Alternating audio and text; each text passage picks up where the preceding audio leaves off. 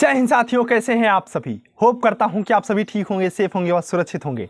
आज की इस वीडियो में हम सभी the great history of the Buddhism यानी कि the great history of Gautam Buddha के बारे में बात करने वाले हैं। बुद्धिज्म एक ऐसा धर्म जिसके आज इस दुनिया भर में लगभग 520 मिलियन से ज़्यादा फॉलोअर्स हैं। 520 मिलियन से ज़्यादा फॉलोअर्स मतलब ये एक बहुत ही बड़ा आंकड़ा होता है। चीन में बुद्धिज्म के लगभग 33% फॉलोअर हैं। जापान में लगभग 67% फॉलोअर हैं।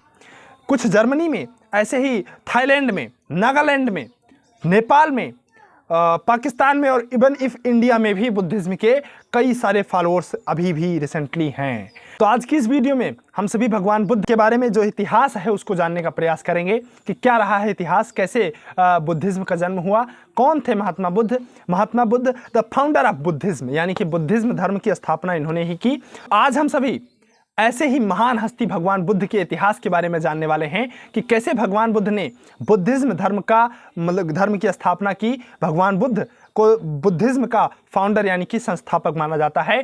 कौन थे, कहां से थे, कैसे ज्ञान प्राप्त हुआ, ये सारी चीजें आज हम पूरा इतिहास इनके बारे में जानने वाले हैं। बात है 583 बीसी पूर्व, मतलब before the death of Jesus Christ. BC उल्टा कैलेंडर चलता है। 583 बीसी पूर्व साक की कुल में इनका जन्म हुआ। इनकी माता जिस समय अपने मायके जा रही थी, रास्ते में उनको प्रसव पीड़ा हुई और वहीं पर इनका जन्म हुआ। रास्ते में ही लुम्बिनी ग्राम में महात्मा बुद्ध जी का जन्म हुआ। इनके बचपन का नाम सिद्धार्थ था। हालांकि इनके शुरुआती कुछ सालों में ही इनकी माता का निधन हो गया और इनकी मौसी का नाम गौतमी था, जिनसे इनके पिता का दूसरा विवाह हो गया। मतलब सेकंड माँ इनकी जो थी वो गौतमी थी। इनके जन्म के बाद ये अपने असली घर आए, यानी कि मामा के यहाँ नहीं, अपने असली जब घर आए वहाँ इन्हें एक पंडित जी ने बताया कि या तो ये बहुत महान राजा बनेगा या बहुत महान महात्मा बनेगा। राजा ने कहा भाई चूंकि मेरा एक अकेला बेटा है इसलिए राजा बनना चाहिए महान।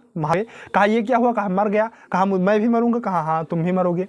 तो इन्होंने वहां पर एक बात सोची कि जब सबको जन्म लेना है, सभी युवा होंगे, सभी जरावस्था में जाएंगे, सभी की मृत्यु होगी, तो ये बीच का इतना झाम क्यों। मतलब इनकी सोच वहीं से डेवलप हो गई दूसरी, और ये अपने घर में परेशान से रहने लगे। इनको मतलब इस चीज़ों को खोजने के लिए निकलना था। ये काम करती थी। अपने मालिक से कहा कि आप मालिक, आपके पास जो सब कुछ है, आप चलिए, महात्मा बुद्ध जी ने आपको बुलाया है। कहा किसी ऐसे व्यक्ति को लेकर आइए जिसके पास कोई चिंता ना हो। उसने कहा मुझे बहुत चिंता है, मैं सिर्फ इस खेतों को देखभाल करता हूँ, बाकी सारा जो यहाँ का पैसा वैसा है ये सब जो है जमींदार ले जाता है, आप जमींदार के पास जाओ। वहाँ से जमींदार के पास गई। जमींदार से कहा कि आप चलिए, जो है अगर आपके पास तो सब कुछ है, आप शांति है आपके पास, मतलब आप किसी भी प्रकार से कोई चिंता आपके पास नहीं है, आप चलिए। तो उन्होंने कहा देखिए मुझे बहुत चिंता है, मुझे मंत्री का प्रेशर आता रहता है कि आपने इस साल इतना कम दिया, उतना, तो बहुत परेशान रहता हूँ। तो आप मंत्री के पास जाइए। मंत्री को क्या है, सिर्फ ऑर्डर देता रहता है। वो मंत्री के पास गई, कहा आप चलिए, आपके पास कोई चिंता नहीं होगी। उसने कहा राजा का इतना आदेश रहता है, पूरा राज्य है मुझे देखने के लिए, कब कहाँ कितना पैसा खर्च करना है, क्या नहीं खर्च करना है, क्या करना है क्या नहीं करना है, मैं बहुत चिंता में रहता हूँ, पूरा दिन मैं बहुत चिंता में रहता हूँ। राजा के पास जाइए, उसके पास कोई काम नहीं होता है, राजा को आप लेके जाइए। वो तुरंत राजा के पास गई। राजा ने कहा मेरे ऊपर बहुत चिंता है, मैं ठीक से सो नहीं पाता हूँ कि कब कोई मुझे मार डाले, मेरे घर में ही मेरे शत्रु हैं, कब कोई मुझे मार डाले मुझे पता नहीं है, इसलिए मैं दिन भर चिंतित रहता हूं, मैं ठीक से सो भी नहीं पाता हूं। वो वापस महात्मा बुद्ध जी के पास गई। कहा कि मुझे कोई भी ऐसा व्यक्ति नहीं मिला जो चिंतित ना हो। वहीं पर उन्होंने कहा उसे कि चिंता का कोई अंत नहीं है, बस इसको आपको अपने अंदर से, सभी व्यक्ति चिंतित हैं, सभी व्यक्ति के पास दुख है, दुख आएगा ही आएगा, दुख आएगा ही आएगा। दुख के कारण चिंता नहीं करना है। दुख आता है इच्छा के कारण से। अगर आप इच्छाएं करते हैं तो दुख होता है। जैसे आप कोई बड़ी इच्छा करेंगे तो अगर आपको वो नहीं मिल पा रही है तो आप दुख करेंगे। आपने और चीजों की इच्छा की, वो नहीं मिल पाया तो आप दुखी हो जाएंगे। महात्मा बुद्ध जी ने कहा जिस दिन इच्छा खत्म उस दिन दुख खत्म।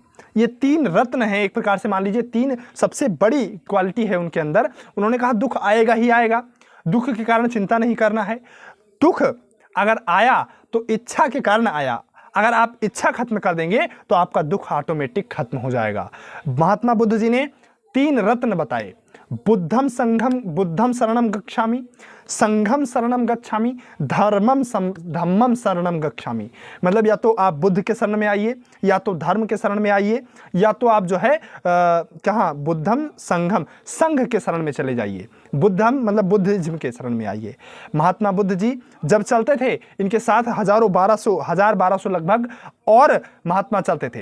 ये किसी गांव में 2 दिन से 3 दिन से ज्यादा नहीं रुकते थे, ताकि उस गांव पर इनके रुकने का बर्डन ना आए।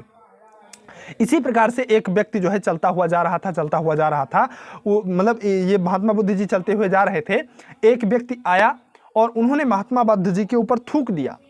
थूकने के बाद महात्मा बुद्ध जी मुस्कुराए, थूक को हटाया और चले गए। नेक्स्ट डे उसको बहुत पछतावा हुआ, तुरंत गया माफ़ी मांगने गया कि मुझसे बहुत बड़ी गलती हो गई। महात्मा बुद्ध जी ने कहा मैं माफ़ नहीं करूंगा। कहा क्यों माफ़ नहीं करेंगे? सब लोग आश्चर्य में हो गए। कहा मैं प्रेजेंट में जीता हूँ, पास्ट की सब कुछ मैं, हर रोज मेरा नया जन्म होता है। मतलब हर व्यक्ति को ऐसा करना चाहिए कि हर रोज उसका नया जन्म हो, पास्ट की गलतियों से सिर्फ सीख कर और रोज नया जन्म हो, हर दिन नया कुछ इनोवेटिव करे, पुरानी चीज़ों को अपनी याद में ना रखे। ये भी महात्मा बुद्ध जी का बहुत बड़ा ज्ञान साबित हुआ। और भी ऐसे बहुत से ज्ञान महात्मा बुद्ध जी ने दिया कि किस प्रकार से एक वेश्या को उसने साध्वी बना लिया, सिर्फ एक ही रात में उसने एक साध्वी का रूप बना दिया। बहुत से काम बुद्धिज्म में अच्छे हुए। इनकी जो भाषा थी ये पाली भाषा थी। पाली भाषा में इन्होंने अपने जितने भी उपदेश दिए, जितने भी इनके उपदेश थे वो सब पाली भाषा में थे। इन्होंने अपना पहला उपदेश सारनाथ में दिया, लास्ट उपदेश कुशीनगर में दिया। इनकी मृत्यु कुशीनगर में हुई। अष्टांगिक मार्ग, इन्होंने मोक्ष में बाधा अष्टांगिक मार्ग को बताया। ईश्वर और मूर्ति पूजा में विश्वास नहीं करते थे। पुनर्जन्म को माना, कारण आत्मा को माना, यानी कि आत्मा को माना, आत्मा के कारण ही इन्होंने माना कि पुनर्जन्म पॉसिबल है। ये ऐसे ही चलते गए और इनके मृत्यु के समय ये ऐसे लेटे वाले पोज में कुछ लास्ट में, ताकि बुद्धिज्म आगे भी चलता रहे, कुछ लास्ट में अपने उपदेश देते चले गए। किसी की हत्या नहीं करनी है, किसी को दुख नहीं पहुंचाना है, किसी को रिश्वत ना तो देना है ना तो लेना है, चोरी नहीं करनी है और नशा नहीं करना है। ये सारे जो क्वालिटीज़ हैं, ये बुद्धिज्म की क्वालिटीज़ हैं। बुद्ध धर्म आज भी मतलब सबसे पॉपुलर धर्मों में से एक है। बुद्ध धर्म आज भी सबसे पॉपुलर धर्मों में से एक है। बुद्ध धर्म में सर्वाधिक उपदेश जो दिए गए वो श्रावस्ती में दिए गए। बुद्ध धर्म को बढ़ावा देने के लिए संगीति सम्मेलन होते रहे हैं। पहला संगीति सम्मेलन अजातशत्रु के काल में, दूसरा कालाशोक के काल में, तीसरा अशोक के काल में और चौथा कनिष्क के काल में। हालांकि 5वां संगीत सम्मेलन जो माना जाता है हर्षवर्धन के पीरियड में जो है 5वां संगीत सम्मेलन माना जाता है। पहला जो इनका संगीत सम्मेलन हुआ राजगीर में हुआ, दूसरा वैशाली में हुआ। इसी प्रकार से संगीत सम्मेलन आगे भी हुए हैं, जिसमें बुद्ध धर्म के बारे में चर्चा की जाती थी, इसको कैसे और एक्सपेंड किया जाए ये चीज़ें बात की जाती थी। तो I think is sufficient for the Buddhism. मतलब बुद्ध धर्म के बारे में जितने भी क्वेश्चंस बन सकते हैं उसमें ये सफिशियंट है, कंप्लीट है। इससे ज़्यादा कोई मतलब बुद्ध धर्म से कुछ भी क्वेश्चन नहीं पूछा जाएगा। तो ये रही भगवान बुद्ध का इतिहास, भगवान बुद्ध की स्टोरी। आशा करता हूँ कि आप सभी को ये चीज़ें पसंद आई होगी। मिलते हैं किसी नेक्स्ट वीडियो में ऐसी इंटरेस्टिंग टॉपिक को लेकर। तब तक के लिए आप सभी को जय हिंद।